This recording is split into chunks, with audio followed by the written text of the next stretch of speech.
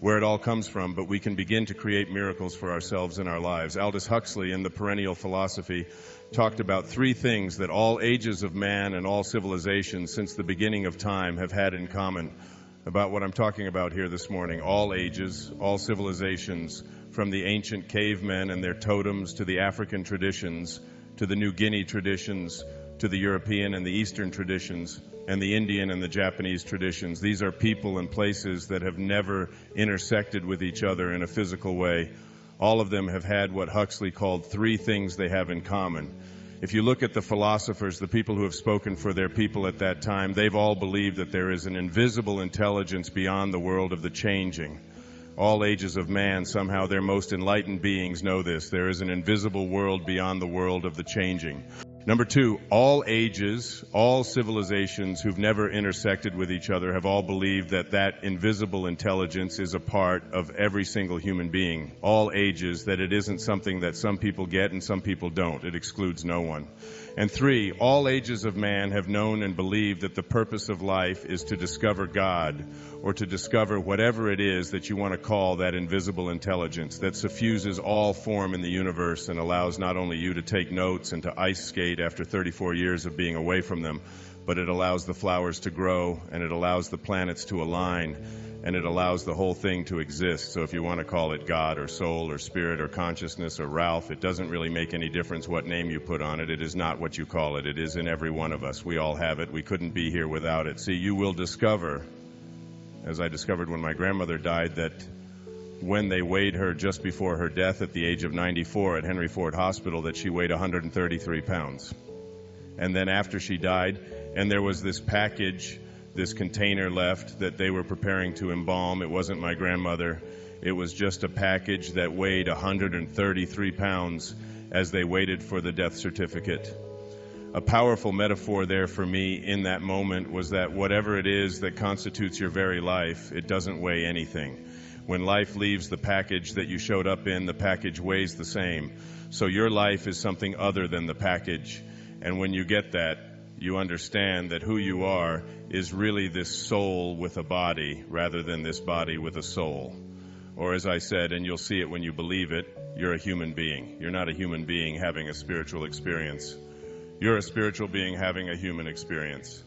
But the quality of that human experience is dependent upon how able and willing you are to make contact with that invisible intelligence that suffuses you and all form in the universe that is independent and outside of this physical form that you showed up in. This physical form that you showed up in was all handled for you in a split second, all handled in this infinitely tiny speck.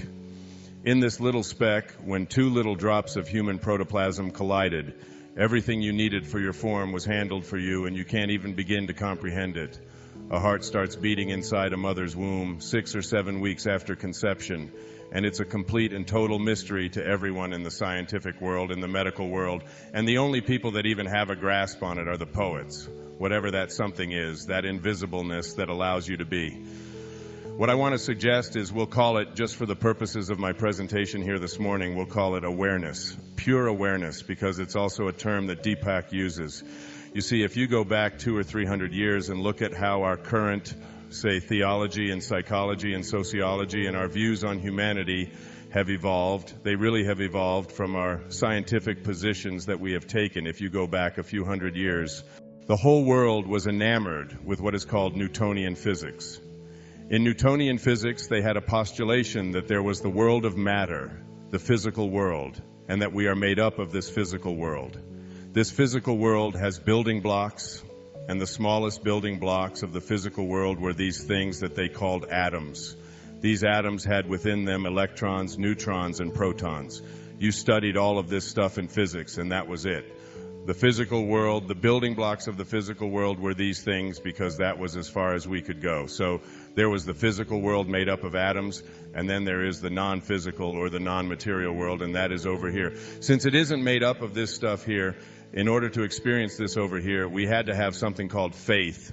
We created this faith, this belief that the spiritual world was something outside of the physical world, which was made up of these building blocks, which we could see with our powerful microscopes.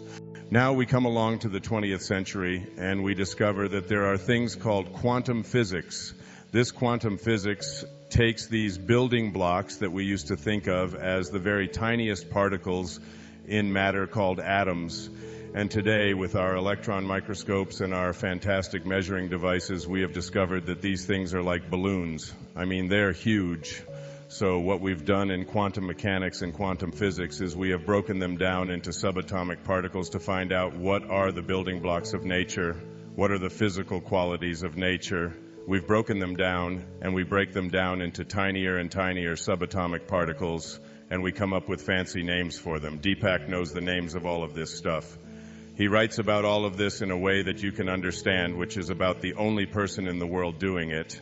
Then we discover, when we get down and just keep breaking these little quarks and flarks and marks and all this down into tinier little subquarks, we find out that the building blocks of nature, as we get to the tiniest particles, that there's no more particles. The stuff that we're made up of is not something outside of us.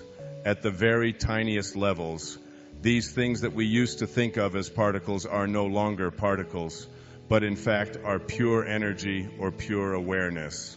The physical and spiritual are not separate from each other, but in fact are connected. The very thing that we used to think was outside of us, and something that we just had to have faith in order to experience our spirituality, we have now discovered scientifically that it is the same. It is us. Particles at the subatomic level don't behave like particles. They're all connected. There's some kind of invisible force at this tiny microcosmic level that connects everything. In physics, if you take an atom and you take the electrons in an atom and start aligning them and manipulating them, you get enough of them in a line. After you reach a critical mass, all the rest of them align magically. Some kind of force is there when you get to what they call this critical mass number. Let's say there's 100. If you get to 20 or 25, the others stay out there. You get to this critical mass, boom, all the rest start lining up. They call this in physics phase transition. Now, isn't it interesting to speculate that if we are made up of these things, that in fact, as is the tiniest part of us, so is the cosmos, so is the external.